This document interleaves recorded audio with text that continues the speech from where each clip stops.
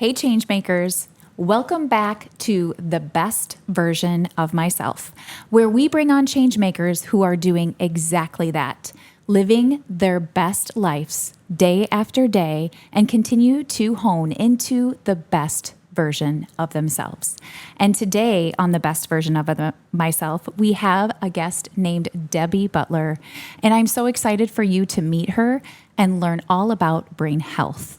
So to introduce Debi, she has been passionate about ending the stigma of mental illness for many years. Her interest in ending the stigma grew out of her work in advocating for her brother Steve, who in 1985 was diagnosed with schizophrenia, with the goal of improving understanding and awareness of brain health issues. Debi earned her MA in psychology from Loras College after returning to Augustana College to earn her second BA in psychology. Wow, Debi. She works with governmental officials in the state of Iowa to improve the awareness of brain health issues, including the importance of mindfulness practices for children. See why we have her on the podcast? Debi has been active in brain health community by previously sitting on the board of Hillcrest Family Services and is an active member of the Dubuque Community Brain Health Task Force. She also sat on the board of NAMI Dubuque in 2014 and 2015 and was actively involved in both a volunteer and advocate for victims of domestic violence through Family Resources from 2002 to 2012 in the Quad Cities. In 2015, Debi initiated Starry Nights with a like-minded group of women to create an awareness event to end the stigma of mental health and mental illness, featuring Patrick Kennedy and his story, as well as a curated art exhibit for those dealing with brain health issues. Combining all of these passions was the catalyst for Brain Health Now, a nonprofit organization focused on ending the stigma of mental illness by changing the words people use. As Debi's work with Brain Health Now has grown, an increased focus has been put on youth through the brain health retreat rooms in the area high schools that have been expanding beyond just Iowa beyond just the Dubuque area and throughout the state of Iowa. A common theme throughout all of Debi's experiences has been the importance of not only ending the stigma, but exploring ways to maintain and enhance brain health. Debi's passion of combining her mission of ending the stigma with the exploration of the outdoors and prioritizing of mindfulness comes from research supporting that when children engage in outdoor play, they become more independent. It reduces childhood obesity and stress. It also boosts their overall mood, develops resiliency, and improves self-esteem. The attributes of practicing mindfulness and being outdoors have been integral for Debi's personal and professional growth. In the spring of 2024, Debi was awarded 2 separate awards, and Debi does not brag about herself, so I'm going to brag about her right now. 2 of these awards, one of them was from the Foundation for Dubuque Public Schools as their Friend of the Year, wow, for the Dubuque Public Schools. And the second was the Impact Award from Dubuque's 365 magazine at their annual awards. Debi, what a resume. And I know a lot of those things about you aren't even on there. So we're going to talk more about all the things Debi Butler, Brain Health Now, and ending the stigma. So welcome to the podcast, Debi. I'll be the best version of myself, spreading kindness and peace. Thank you, Molly. It's like, wow, it's really hard to sit here and listen about myself, but wow, okay. And I know that about you. Yeah. So I'm going to probably toot your horn a little bit more than you are. So that's okay. Okay. I'm so grateful to have you here to talk about Brain Health Now and the impact that we can have as a community of ending the stigma. So today we're also going to talk about the brain health retreat rooms, but not till later on, because that is a huge integral part of Brain Health Now and our relationship with our nonprofit Mindful Minutes for Schools and the work we do at Challenge to Change. So I'm so excited to talk about the brain health rooms. But I'd like to begin with the mission of Brain Health Now. And so could you tell the listeners a little bit about Brain Health Now and the mission? Absolutely. This is one of my very, very wonderful, passionate conversations that I have. And I'll just start from the beginning of how we started and why we started it and how it's accomplished to help people with their brain health throughout the past, I'm going to say 9 years now. I can't believe it. Has it been that long? Yeah. Claire and I were talking about that the other day, and I think it's going on 10. So, but don't quote me. So it feels like yesterday that I was starting to hear that, and see the first billboards. Yes. Wow. The billboards. Yes. Yes. Okay. So it all started in 1985 with my brother, who was diagnosed with schizophrenia. And back then, Molly, as you know, any kind of brain health, mental illness, it was very, very stigmatized to the point where people wouldn't talk about it. My mom and dad wouldn't talk about it. I had an undergrad in psychology at the time, so I was a little more astute to what was going on with him. But it was a very hard conversation to have.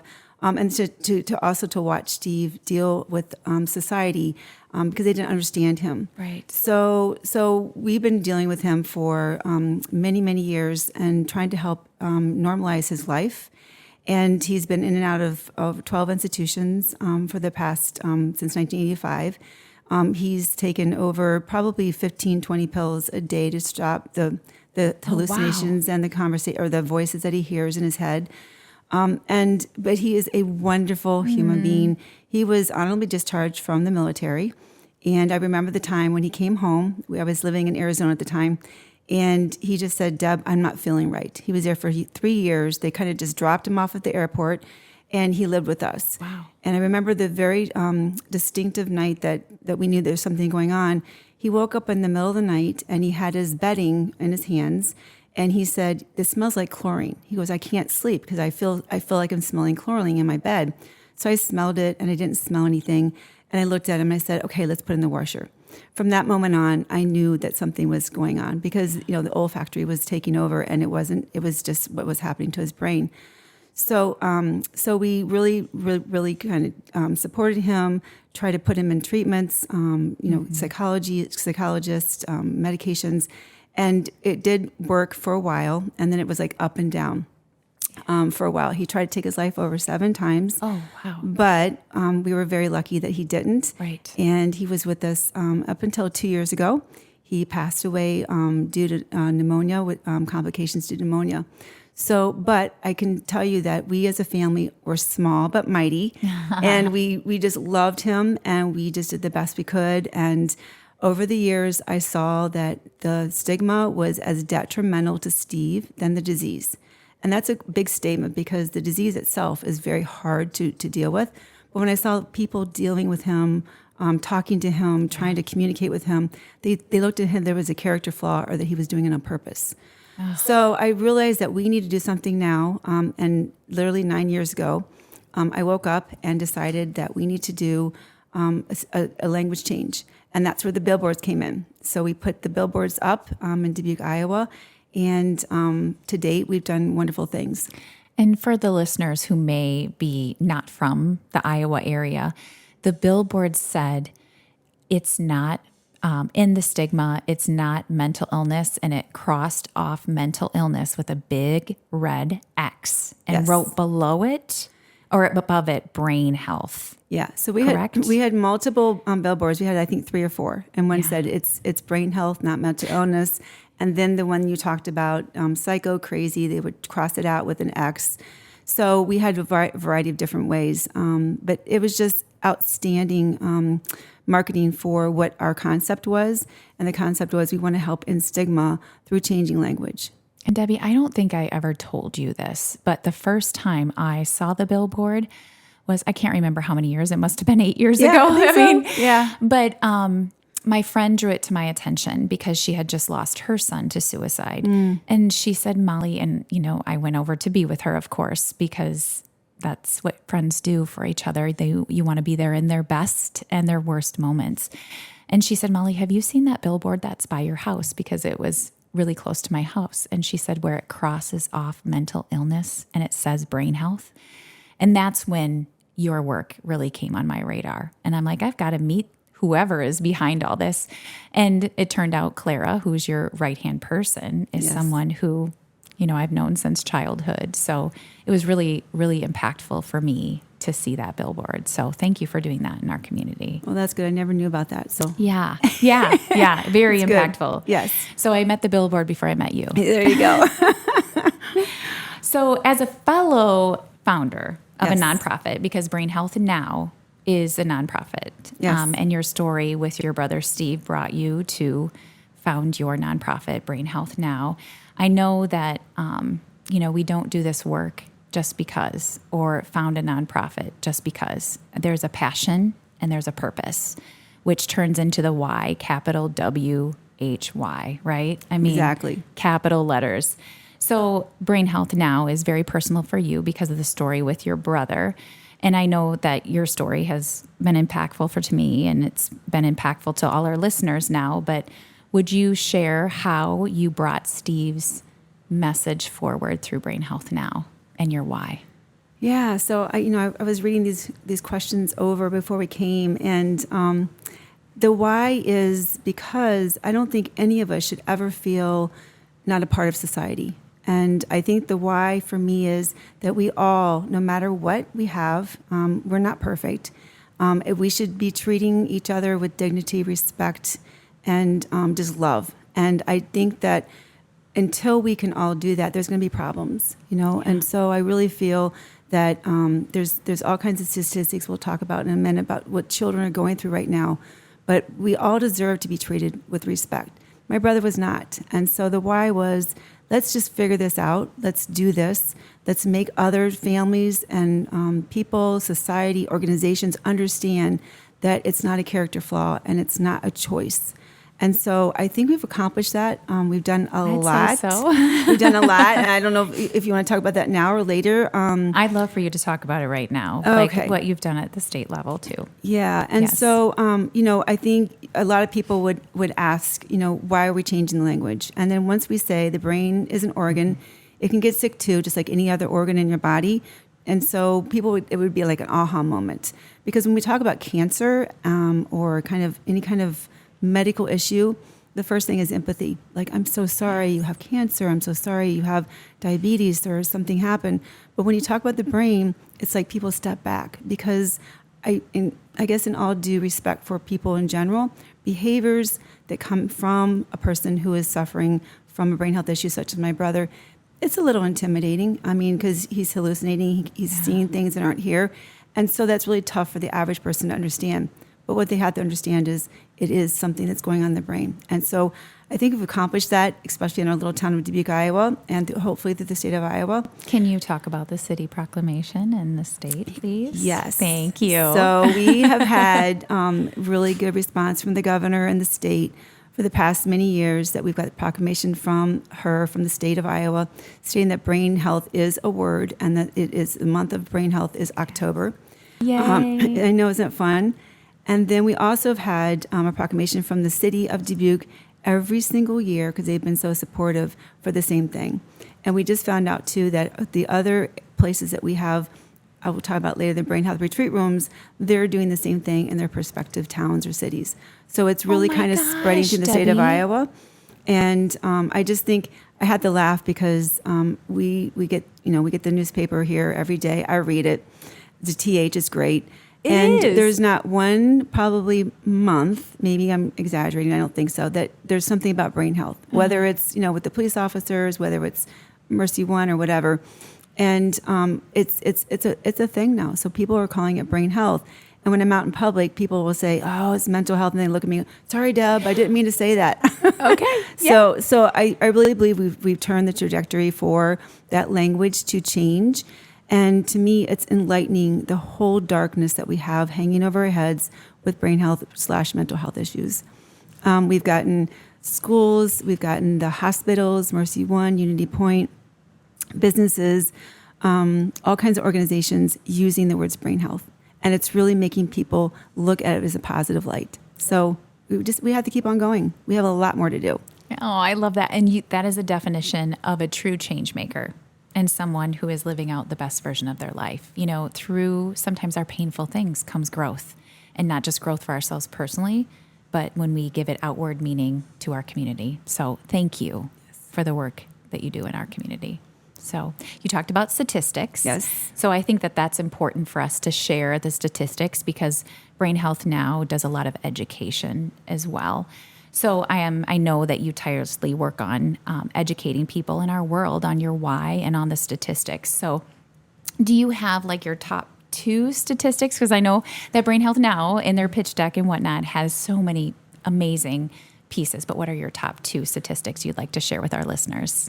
Yeah, so I had to narrow that down too, because you're right. We do have a lot, and it's mind-boggling how much more we're getting since COVID on our children. I'm going to concentrate on the children because that's where the brain health retreat rooms. I think we're segueing into that pretty soon.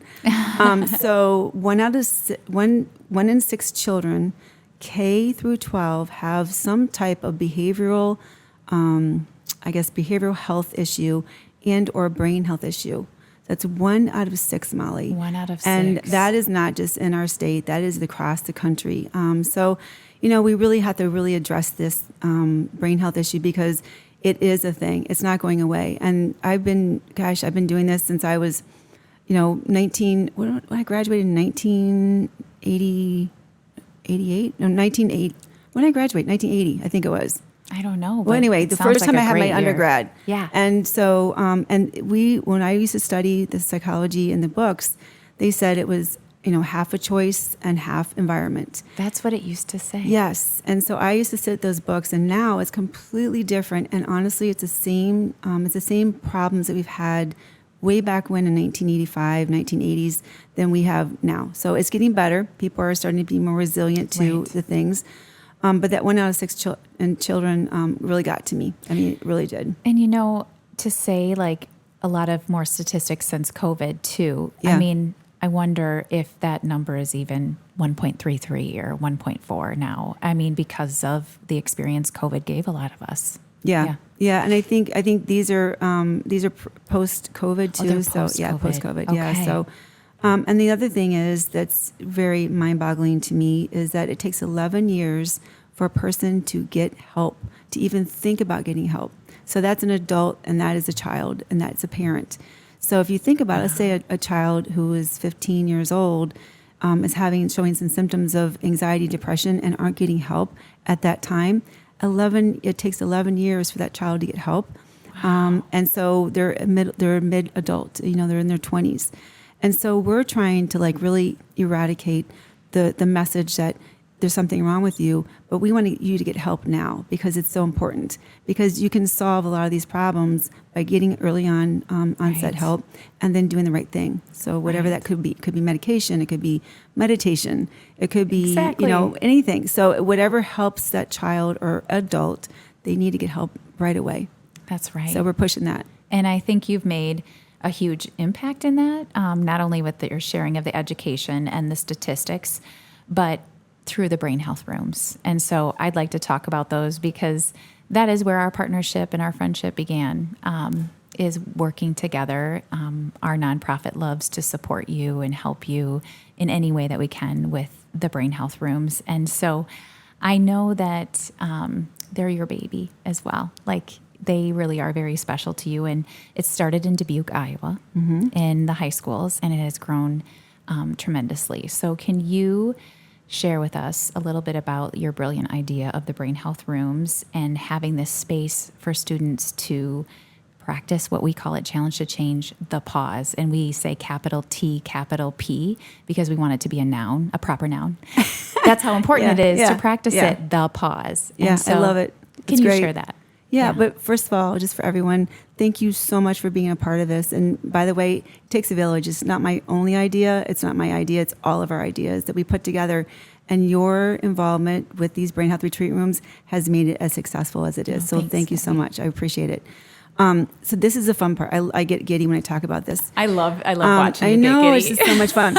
So about 3 years ago, actually, I'm going to go way back. I'm going to go 7 years ago. We started tabling at high schools and junior highs because the schools said, we really love to have you come in, start changing language at this level. These kids will love it. So we did. So we had some really cool swag. We had some T-shirts. We had some socks. We had some bracelets, anything we could think of that the kids would love. And we passed out probably 1,500 items a year. and if not more, actually, 1,500 per school. And so the schools realize that the kids really, really like this messaging. They would come up, the parents would come up during parent-teacher conferences and saying, this is great for us because now we can go home and tell my child that the brain, there's something going on with their dad, and there's something wrong with their dad, and that's why he can't work every day. And so it's just like the brain is an organ, it can get sick too. We kept on pounding that away. So the school said, we want more. And I'm like, okay, let's do more. So we kept on tabling. We grew to, oh my gosh, multiple schools throughout the state of Iowa. And I remember Shirley Hortzman and Stan Rennigan. I remember him when he called and they said, Debbie, we want to partner with you somehow. And we're thinking we want a room that could be a potential place for them to go. We have kind of a semi-model that we're studying. Mm-hmm. So what do you think? And so we just got together and we really, really worked on research, worked on everything to get these rooms to where they are. Wow. And we took their model that they had it was a small model, and we just blew it up. It was great. Yeah. So we worked with a marketing firm, and we put together the colors, the furniture, all the little pieces that put these rooms together to make the kids want to come in. These rooms are built for de-escalation and self-regulation. It's 15, 20 minutes. The kids come in during the school day so they can go back and just concentrate in the classes. Right. And the rooms are just fantastic. They look great. They're hip. Right. They're called brain health retreat rooms. So that's what we started. And Debbie, I don't think I ever shared this with you as well. The greatest thing, that all the sorts of surprises for you in the podcast. But, what I love about the brain health rooms is they keep the kids in school. Because oftentimes they have something traumatic happen to them as they see it in school, or an experience from home that they're bringing to school, and they want to leave because it just gets too hard. And not only is it, helping with de-escalation and self-regulation, it's also helping to build resilience. Yes. Because it keeps the kids in school. So the story I never shared with you is last year, one of my twins was a senior in high school. And she called me in tears because she was struggling with friends. And it was right after our yoga gala. And I just said, have you ever been to the brain health room? And she's like, no. And I'm like, I want you to go there. Because she wanted to come home because it was just getting too hard with her trouble with friends, And she went to the brain health room. Oh. And she met with Kristen Nolan, who was great. And still is your liaison at senior high school. And she was there for 10 minutes and she listened to a meditation and she was ready to go back to school with a different perspective and ready to learn, because oftentimes when the students learn, that's where when the students leave school, that's where the learning stops. Yes. And so they're able to return to learning. And so I love the resilience that it builds. So and so we are up to 13 schools, and that story, Molly, is beautiful because that's what we're hearing, and we're hearing testimonies from the children, from the school principals, and from our brain health liaisons. I think the key for this room is that we have a full-time licensed counselor in these rooms, which we call a brain health liaison. And so when the kids come in, it's not like going through a counseling session or a therapy session. It's stopping by this cool place. We have snacks, by Whitney Sanger, Whitney. Yep, Whitney Sanger. Yeah, I'm like, oh my gosh, from Whitney. Project Rooted. Thank you. Our fellow nonprofit. Yeah, she's person amazing. In our town of Dubuque. Yeah, and we have Your Good Work in there, Mindful Minutes, which is just beautiful. So these brain health liaisons will take the time for these kids for 15, 20 minutes. And there may be sometimes 5 kids in a day or at a time in these rooms. When we first opened up, we had 65 children a day going in one of the rooms at Hempstead, which is great. But I just think that it's something, we got some testimonies from a lot of the girls. They would go into the bathrooms and cry because of things you're talking about. Like it could be anything from a friendship situation to a really serious, maybe a suicide ideation. Yes. Which we want to cover all angles. And we also encourage the staff and faculty to use it as well. And we get great results from that too. They get in there early before the kids do. And they calm down, they do their meditations, or they just, whatever they do, they're reading, they go back to the classroom. But the rooms are beautiful, and I'm sure you've seen them. They're great. Yeah. And they are. And some of my favorite things are the chairs where they can do their meditations. I love that. But, Something that you brought up was the suicide ideation that students may have. We never can measure the possible lives that Brain Health Now is saving because of the Brain Health Rooms. I mean, that is very impactful, I'm sure, to a lot of students who are really in need. So kudos. Yeah, we're catching it early on, too. Yeah. So they're coming in because they can. And the schools have been wonderful because they're allowing the children to come down.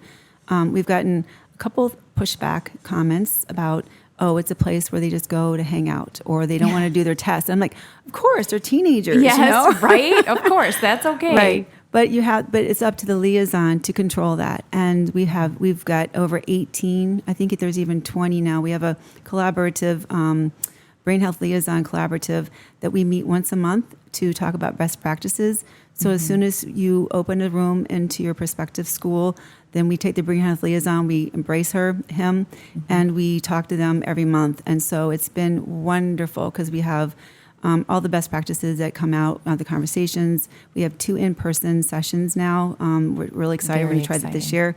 Yeah, and you're going to be at one of them. I'm excited yeah, to me do too. that day with them. So Yeah. and end it Yeah. with an awesome sound healing too. Yeah. Oh, I can't wait.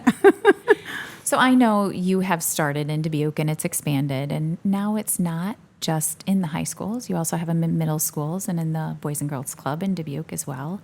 But if there is someone who wants to learn more about the Brain Health Retreat Rooms, or possibly a school district who's listening to this and would like to have one in their community, how can they learn more or have communication about how to do that? Yeah, that's a good question. So just to clarify, we do have, our target is high schools, and that's what we want to do because there's over 360 high schools in the state of Iowa. So we really want to try to really expand throughout there. We're in Ottumwa now. I think our farthest one is Ottumwa, Ames, Iowa. And so we're getting calls all the time for these Brain Health Retreat Rooms. We opened one in Bettendorf just recently, Yes. and they're really excited. So I'm excited about that too. So my husband and I have a foundation, and we want to support 6 rooms a year, and that's our commitment for eternity for right now. Oh, wow. So we're just really, that's my passion. That's what we love to do. So we're doing that, and then you can go to the website because it has a great part just for Brain Health Retreat Rooms. You just click on the button, and it'll show you the pictures, and it tells you where to go, how to get there. And then that is brainhealth-now.org. And so that's one of the ways you can do it. You can get a hold of me anytime or you. Yeah, definitely. They can come to our website and ask a question, and we'll direct them right to you. Yeah, it'd be great. Yeah, so we're but the middle school, so we do have 2 middle schools that are being utilized, but they're also attached to a high school. Okay. And so that's where you Yes. got the middle school. You're correct, Yes. because it's in a smaller community, and so that's working out well because they have 6th through 12th grade, and they're just like right there, so they just walk right in. Our goal is to do middle school, but we've got so much to do with the high schools right now. Yeah. I know. And I feel like a lot of times our high schoolers are forgotten, you Yeah. know? And so Yeah. thank you for doing that. Well, I think that was one of we did research on that because I think the elementary schools, especially in Dubuque, do have calming rooms. And so we kind of knew that, and the other areas that we looked at too. So we thought the high schoolers, like you said, they're the ones that are kind of forgotten, and they're the ones that are going to be out in the world pretty soon. So we've got to help them. They're going to be our next community members leaders. They right? are, yes. So this leads to the part of the podcast where I ask 4 questions called the Core 4. And I ask them to everyone who comes onto the podcast. And a lot of these questions are founded from our dear friend Liza Johnson, who introduced us to each other. I mean, I met you through the billboard first, but got to really meet you through the introduction of Liza, who's been previously on this podcast. Because we, through a group of women during COVID, we call ourselves Power Minds. And because we believe that we are working towards ending the stigma and spreading brain health and working on personal empowerment and social emotional learning altogether. And we learned from Liza about core values and noble goals in life and how to continue to work better towards becoming the best version of ourselves through knowing ourselves, through making healthy choices, and then giving of ourselves in healthy ways. And so we did a course with Liza, and that's how we first met, well, over Zoom. because it was during COVID, but we learned about core values and how core values really form us. So Debbie, for our listeners, could you say what your top 3 core values are? Top 3. I know it's hard. I had 4. Okay, well, you can do So, 4. okay. You can do 4. So my top 4 core values would be integrity. Yes. And I have passion and honesty and empathy. And I know that passion and empathy, some people think that's the same, but it's not. I think with empathy, you can empathize and really put yourself in that situation of that person, whether you understand or not. I think that's so important. And the compassion is just being able to be compassionate for whatever they're feeling. It's so important. It's so important to be Yes. heard. And the honesty, I think if you're honest with others and yourself, you're going to be a good person. You're going to be okay. Yes. You're going to get through a lot. And I think once that value is lost, you get a little lost. So, Yes. and then the integrity, you just got to be strong, and you got to be convicted that you're going to keep on going and doing this. And what you do believe in is real for you. And I think once you believe in yourself, the sky's the limit. I love that. And some of us I think I matured into these things older in life. I was in the great teenager. I was a great young adult, but I really do believe in my age now that I can feel it. I feel it and I can believe it, and I don't turn back. I always go forward. So, yeah. And I do feel like since 2020, since when I first met you, which wild. is, gosh, 4 years ago this December, my core values, not that they've changed a little bit, but Yeah. they've honed. And as I become more empowered and aware of my own well-being. And so, but honesty is one that has always stuck with me Yeah. as the others have changed, because I do believe, and that really resonated with me when you said honesty, because I believe you are the best version of yourself when you are honest with yourself and Absolutely. others. So you were going to say something and add in. No, I don't think so. Okay. All right. But yeah, so thank you for sharing that. And that leads into my second question, which is the noble goal, because we know that our core values feed into our noble goal. And our noble goal is a guiding statement for our life. And our guiding statement always points outward. It helps get us out of bed in the morning. It helps us to keep aligned to every decision we make, because we want it to align with our noble goal. Because our noble goal is what leads us through this life personally and professionally, and will never be accomplished till the day that we die, right? And we'll hear from the angels, job well done, Debbie. You did it. You accomplished your noble goal. But it's something to keep us moving forward and being the best version of ourselves day after day after day. So Debbie, what is your noble goal? So I would say my noble goal is, when I get out of bed in the morning, is that I want others to feel like I do. We went through a lot, with my brother. There's other things in my life that, we didn't get into. And somehow, some way, I've always had a positive attitude. It's not easy. It wasn't easy to see my brother institutionalized or, schizophrenic or whatever, or psychotic. And I do believe that once we're all going to have ups and downs. Right. That is, I don't care what level you're at. I don't care who you are, economic status, doesn't matter, anything, how we look, whatever. But I think once we keep that positive attitude and then go forward and help others see that's my noble goal. I just feel like it's only fair that others can have a positive way of seeing what life can be like. And I do believe that every day I get out of bed, because I don't want to be in a bad mood. I don't want to think negative. Right. But I do think that when I see someone who is down or out or upset or can't figure something else, I want them to see a different light too. So I love that. yeah. Our old tagline of Challenge to Change before we rebranded was think positive and positive things will happen. So Yeah. it's like what you reflect into the world reflects back to you. Yeah. So I love that you said that your wish for everybody is to be like that. Yeah. Thank you. Oh, I love that. So I know that the Debi Butler that you are today is because of many inspirational people who have been in your life. I'm sure your brother was one of them, and family members. But who would you say is one of the most inspirational people in your life that you have met to help you become the best version of yourself today, the Debi Butler of today? So that's another question that I looked at and I thought about. And honestly, Molly, I don't have just one person. Oh, I love that. So share, a couple other people said the same thing. Did they? And so go ahead and share a few if you would like Yeah. to. So I just, first of all, family. I mean, my mom and dad have been such an inspiration to me. My grandmother was an inspiration to me. My son is an inspiration to me.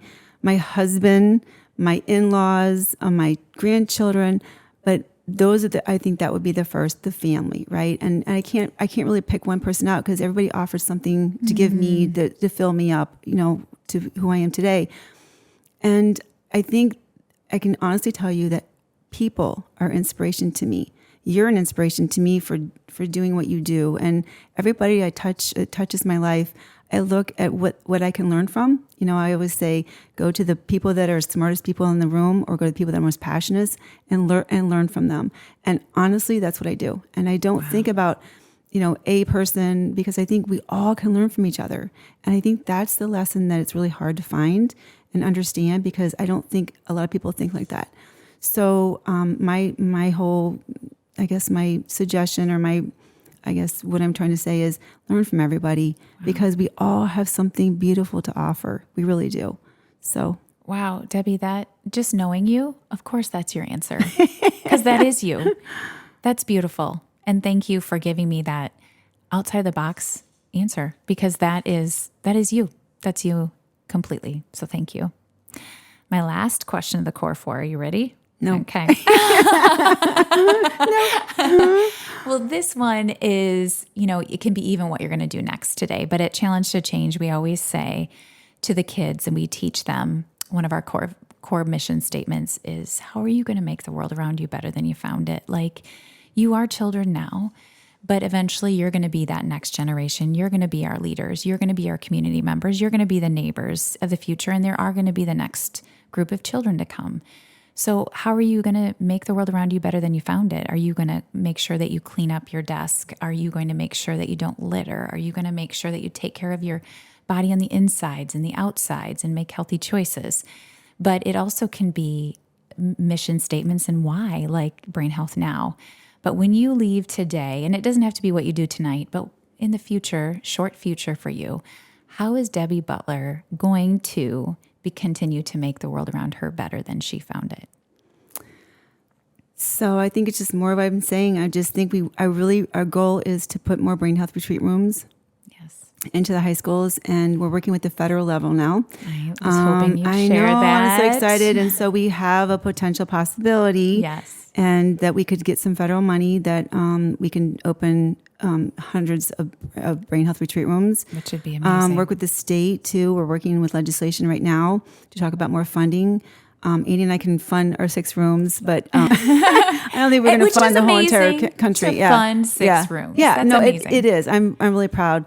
And the other, so I just think, honestly, that's what I wrap my head around, is to keep the kids safe, keep the kids learning, keep the kids positive, and learn how to de-escalate and self-regulate because we all need that. We all get to the point where it becomes difficult.